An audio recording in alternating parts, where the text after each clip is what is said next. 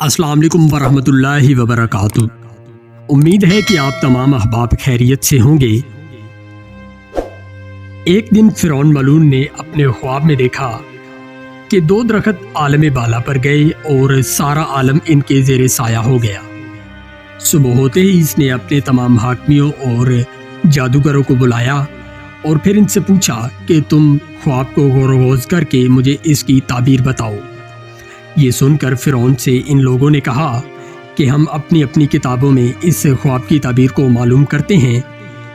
چنانچہ ان لوگوں نے اپنے خیالات کے مطابق اپنی اپنی کتابوں میں خوب اچھی طرح غور کیا۔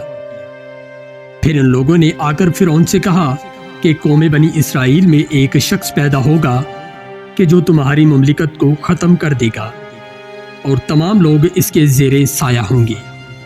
یہ گفتگو سن کر فرعون بہت ہراساں ہوا اور بولا کہ وہ لڑکا کب پیدا ہوگا۔ وہ کہنے لگے کہ 3 دن رات میں وہ لڑکا اپنے باپ کی پشت سے رحم مادر میں آئے گا۔ یہ سن کر فرعون گھبراہٹ محسوس کرتے ہوئے حکم دیا کہ جتنے بنی اسرائیل ہیں آج سے کوئی بھی اپنی بیوی کے ساتھ ہم بستر نہ ہونے پائے، اور جو کوئی اس حکم کی خلاف ورزی کرے گا اس کو مار ڈالو۔ چنانچہ اس نے ایک ایک آدمی بنی اسرائیل کے گھر میں متعین کر دیا، اور فرعون کے ڈر کی وجہ سے بنی اسرائیل میں کوئی آدمی بھی اپنی بیوی سے مباشرت نہ کرتا۔ اور جب صبح ہوئی تو فرعون ملعون نے اپنے نجومیوں کو طلب کیا اور ان سے پوچھا کہ وہ لڑکا پیدا ہوا یا نہیں، تو انہوں نے اپنے نجوم سے حساب لگا کر بتایا وہ آج کی شب گزشتہ باپ کے سلب سے ماں کے رحم میں آ چکا ہے۔ یہ سنتے ہی فرعون ملعون نے اپنے تمام کارکنوں کو حکم دیا اگر کبھی لڑکا پیدا ہوا تو اس کو فوراً مار دو، لیکن لڑکی پیدا ہوئی تو اس کو مت مارنا، خوف کے عوض اس کی ماں کو 70 درہم دے دینا۔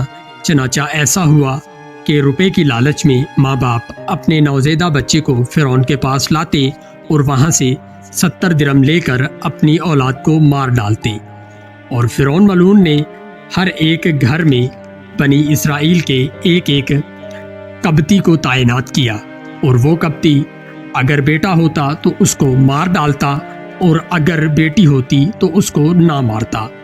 پس بنی اسرائیل کو فرعون ملعون نے بڑے دکھ میں رکھا تھا اور ان کے بیٹوں کو قتل کرتا تھا، اور یہاں تک کہ اس نے کہہ رکھا تھا کہ عورتوں کے حمل کو دیکھا کرو، اور غیر محرم آ کر ان کے پیٹ پر ہاتھ پھیرتے اور حمل کو دیکھا کرتے۔ اور ادھر حضرت موسیٰ علیہ السلام کی ماں حمل سے تھی۔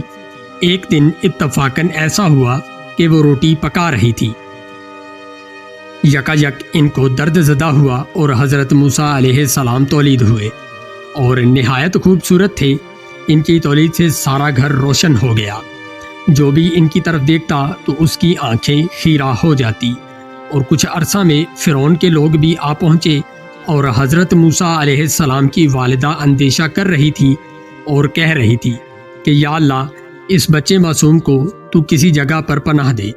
آخر مجبور ہو کر تنور کی آگ میں بچے کو ایک کپڑے میں لپیٹ کر ڈال دیا اور ایک خالی دیگ اس کے اوپر چڑھا دی۔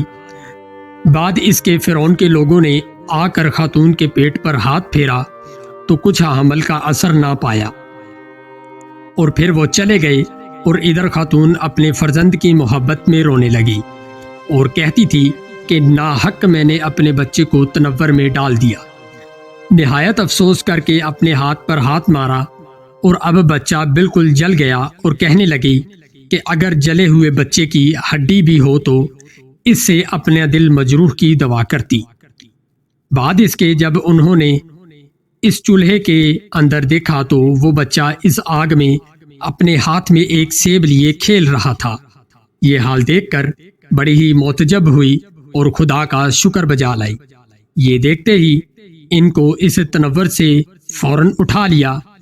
اس کے بعد وہ متفکر ہو گئی کہ اس لڑکے کو کہاں چھپا کر رکھوں، ایسا نہ ہو کہ فرعون کے لوگ اس کو آ کر مار ڈالیں